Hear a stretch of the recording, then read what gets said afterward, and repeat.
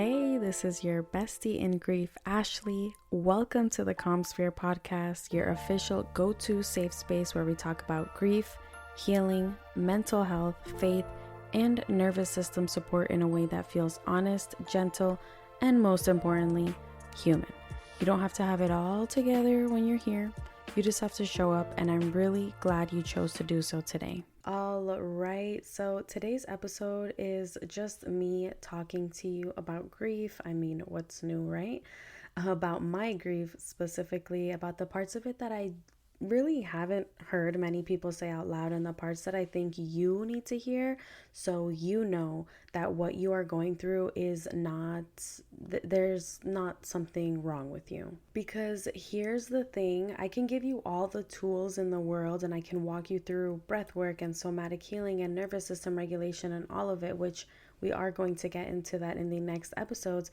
And I believe in every single one of those things deeply, but none of it means anything if you do not first feel like the person who is handing you those tools actually knows what it feels like to need them. So this is that episode. This is me showing you my whole hand, the ugly parts, the confusing parts, the parts that made me feel like I was losing my mind, and the parts that eventually slowly started to crack something open in me. This is what grief actually looks like, at least what it looked like for me, and let me know if this resonates or you relate to it. When my sister died, the first thing I remember was like I was drowning inside a fish tank. That's just kind of what it felt like, if I can put it into words. And everyone around me could see me struggling. They were right there on the other side of the glass watching me, and not because they didn't care, but because nobody really knew how to reach in and help with this kind of pain that I was carrying. My family had never lost someone like this, so sudden, so avoidable, so brutal in the way that it happened, and we were all just standing there looking at each other through the glass with literally no idea what to do. Every single morning in those first weeks, I would wake up and just for 1 second, everything felt normal. Just 1 second where my brain had not caught up yet, and then reality would hit like a brick wall. And I would have to lose my sister all over again every morning. When reality would hit me again, I would just keep telling myself that it was a nightmare. I wish this was a nightmare. I kept waiting to wake up from this horrible, horrible dream. And I think a part of me genuinely believed that if I just had held on long enough, the world would just correct itself and maybe she would come back to me. And of course, she did not come back. And while I was sitting inside that disbelief, life kept moving on, and it kept asking things of me. Really, really big things. Things that nobody tells you comes with losing someone. I planned the funeral. I picked out the outfit she would wear in her casket. I chose the memorial cards and the prayer that went on the back of them. I selected the pictures. I wrote the obituary. I handled her belongings. I had to notify people. And on top of all of that, my parents moved in with me because we needed to be together. I mean, they were in an excruciating pain that, they needed tending to also. And everyone kept telling me to stay strong, to be strong for my parents, to hold it together. So I did.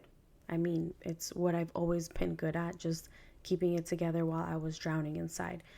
That's just what I knew how to do. I stayed busy. I kept moving. I handled everything from the outside. I probably looked like I was functioning, and I was, but functioning and healing are two completely different things. Functioning and processing that grief is just very different, and I was only doing one of them. And I want to say something to anyone who is in that role right now, the one who handles everything, the one who has to stay strong, the one who takes care of everyone else's grief while theirs sits in a corner just waiting for it to be acknowledged. Your grief is just as real and just as valid as everyone else's in that room. Staying strong for other people is an act of love, but it is also a delay. And eventually the grief you set aside to take care of everyone else will come back and ask for its turn. Give it that turn. You deserve to witness your grief. You deserve to process your grief as well. Okay, so this is the part of the episode I really want you to turn the volume up, lean in, because these are the things I wish someone had warned me about when it comes to grief. The first one is the anger. Not just sadness, not just missing her, anger at her. There were moments in my grief where I thought about what I would say if I got one more chance with my sister. And honestly, I would have screamed at her.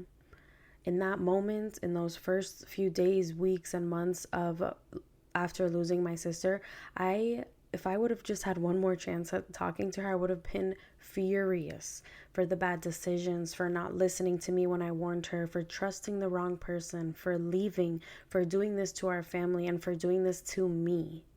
And then the guilt of feeling that way would rush in right behind the anger, because how do you stay mad at someone who is gone? How do you be angry at someone who you would give anything to have back?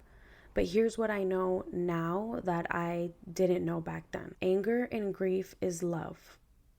I know that sounds crazy, but when you love someone that deeply and they are taken from you, especially in a way that felt preventable, that love turns into rage sometimes. And that's not a character flaw. You're not broken. It's not weak. That is grief doing what grief does. And I also want to talk about the regret.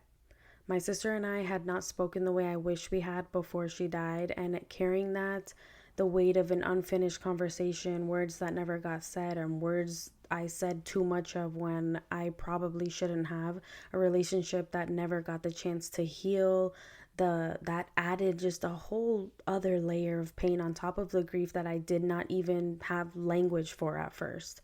So if you are carrying something like that, I see you. And I want you to know that unfinished does not mean unloved. The second thing nobody talks about is how differently people grieve and how disorienting that is.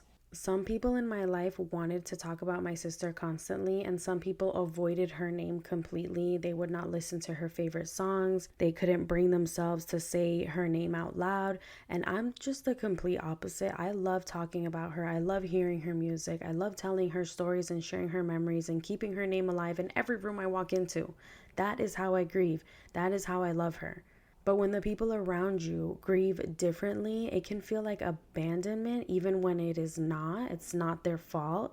It can feel like they have already moved on, like she mattered maybe a little less to them, like you're alone in keeping her memory alive. And that can make an already isolating experience feel even lonelier.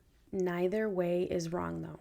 But nobody prepares you for the collision of those two styles inside one family, one friendship, one relationship. And that collision is real, and it is painful, and it is okay to name it out loud. The third thing, crying. Or more specifically for me, not being able to. At the funeral, I broke down completely. I got on my knees. I begged God to let this be a nightmare. I spoke to my sister's body like she was still alive. I told her about all the promises we had made each other, all the things we still had left to do. I asked her how she could leave me. I let it all out in that room. And then after the funeral, something just closed up in my heart. I could cry alone, in my car, behind closed doors, in the dark, but in front of people, I just couldn't do it. And I could feel people noticing, and I could feel the quiet judgment underneath the silence, like maybe she's just fine, maybe she's over it already. But I wasn't. I really wasn't. I was just a Latina girl who grew up being told that crying was weakness. If you know, when you cry in front of your Latino parents, they just tell you, siga llorando y le voy a dar algo para que llore más. Keep crying and I'll give you something to cry about. So you just learn that crying is just weakness, and it's not accepted. I was very young when I came to understand that tears were just something that you were ashamed of instead of something that people embraced. And when the biggest loss of my life arrived, that old conditioning showed up right alongside it. I could only grieve in private. And I'm still working on this. I want to be honest about that. Crying in front of people is still really hard for me. I apologize for it when I do end up getting teary-eyed. I smile when I'm very nervous and I feel like the tears are about to come on. But I'm just learning that letting someone witness my pain is not weakness. It is actually one of the bravest things I can do, and I'm getting there. After my sister passed away, it was like all of my social media algorithms were all about grief, all about loss. So I would always see this thing: grief is like the ocean, it comes in waves. And I thought I understood it at the time. I nodded along to it, I would save the posts and everything. And then I actually experienced it, and I realized I had no idea what it meant until I lived it. So there would be stretches where I was doing well, like really, really well, moving forward, building things, being a mom, feeling like myself again, like I had finally gotten my footing in life again. Like I can actually do this. Like I can live with the grief of my sister and create a life for myself. And then out of nowhere a wave would hit me and I would be back at the bottom. It's like I would be back at square one. I couldn't get out of bed. I couldn't think creatively. I couldn't be present with my twins the way that I wanted to, and I couldn't nourish my body. I was either under eating or overeating. I couldn't resist the urge to numb. Smoking, drinking, everything that had felt manageable before suddenly felt impossible again. And the triggers were everywhere because look, there's this thing about my sister's dates. Her birthday is April 18th. Her death date is June 18th. And then the holidays take up the entire last quarter, last 3 months of the year. So I'm not dealing with just one hard day a year. I'm dealing with grief spread across the entire calendar with barely a break in between. And just when I would start to recover from one wave, another one was already forming. And what I want you to know, if you are in the middle of a wave right now, is that the wave does not mean you are back at square one. It does not mean the progress you made was fake or that you are failing at healing. A wave is just a wave. It comes and it goes, and you are still standing on the shore even when it knocks you down. Let's get into the moment things started to shift for me, and it wasn't dramatic or overnight. It was just this 1% shift. So I was scrolling on Instagram one day and someone popped up on my feed, a girl named Alejandra Modesta. I had known her from before. We were just IG friends. We shared kind of the same lifestyle, and she was sharing her testimony and basically how she turned to God, and she changed her whole life. And something about seeing her and this specific person from my specific world choosing something different just gave me a whole new perspective about life and about my own life specifically. I remember thinking in that moment, I need God too. And now that I'm saying this out loud, holy moly, that was Holy Spirit smacking me like, girl, get it together. And I want to be clear about what I mean by that, because I think sometimes people hear, oh, I found God, and they picture this clean, tidy, everything changed overnight story. That is not what this was. I had not stopped anything yet. I had not cleaned up my life or anything like that. I had not gotten sober, changed my habits, or left the situations I needed to leave. I just knew. Before any of that changed, before I was ready, before I felt worthy of it, I knew that whatever was going to pull me out of this had to be bigger than anything on this earth, because I had tried everything on this earth and nothing was working.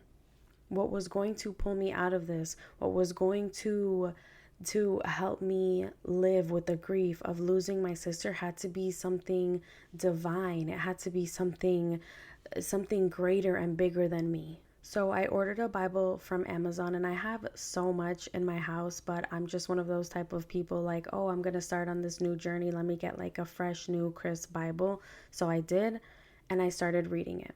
And something in those pages gave me a feeling I had been chasing my entire life with every wrong thing I could find it in. Joy, real joy. Not the kind that lasts a few hours from a puff of smoke or a shot of alcohol and it leaves you feeling emptier than before. This joy was something that was still there the next morning. Matthew 19:26 says, with God, all things are possible. And I held on to that verse like it was a life raft, because I needed to believe that it was possible to live with the grief of losing my sister, not just survive it, but actually live with it and learn how to thrive in my life again. And I knew the only way I was going to get there was by choosing God first. Before I had changed anything else, before I was ready, I chose Him first. And that 1% was the beginning of everything. I want to tell you where I am now, not because I have arrived or I'm perfectly healed. You guys already know how I feel about this. I don't feel like we are ever healed in this life. Healing is a process, and we will be on this ongoing journey forever. But it's because I want you to see what is on the other side of those grief waves, what is on the other side of destruction, what is on the other side of this life that you want to leave, that you want to change from so bad. I carry my sister by choosing to live. That is the most intentional thing I do every single day. I refuse to let her death become my death too, and I refuse to let what happened to her take me down with her, because she would not have wanted that, and I know that for 1,000% fact. She would have wanted me to find a way through this and then turn around and help someone else find theirs. My sister shows up everywhere for me, in the sunrise and the sunset, in butterflies, in her favorite color, which is purple, in her numbers, in her name appearing in the most unexpected places at the most unexpected moments. And every single time I see those things, I feel like it's God reminding me that He has her, that she is close, that I will see her again. And I talk about her every single day. There is not one day that passes where I do not tell a story about her or say her name or let the world know she existed, because she did. She was here and she mattered, and she deserves to be remembered loudly. The Calm Sphere exists because of her. This podcast, the space that I'm creating on social media, it all exists because of her. It's how I honor her. Every single time I post, every single time I press record, I am creating a space where people who are grieving, especially siblings who have lost a brother or a sister, can find hope and comfort and real tools and someone who actually gets it. That is how I carry her with me every single day. And there is a film coming out about me and my sister's life. A director named Xavier Bastidas reached out to me after being moved by our story, and he is creating a biopic about our lives and our testimony. That is another way her story lives, another way her name echoes into spaces she never got to reach herself. The movie is called What She Left Behind. Please stay updated on my socials. This film is going to do a really big deep dive into our story, how we got to where we were and how I got out of it, and what happened to my sister, unfortunately, how she passed away, and just everything about that. You are going to want to watch this. Please, it's going to be an inspiring story with a message of hope and just spreading lots of awareness on things that go unsaid in society.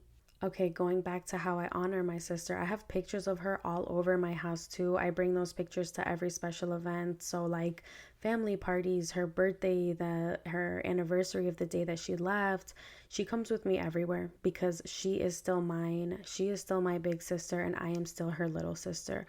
Grief did not end my life. Yes, it interrupted it, but in that interruption, I found God, I found myself, and I found my purpose. And now I get to sit here with you and do for you what I wish someone had done for me. And that is the honor of a lifetime. Before I let you go, I just want to leave you with a few things.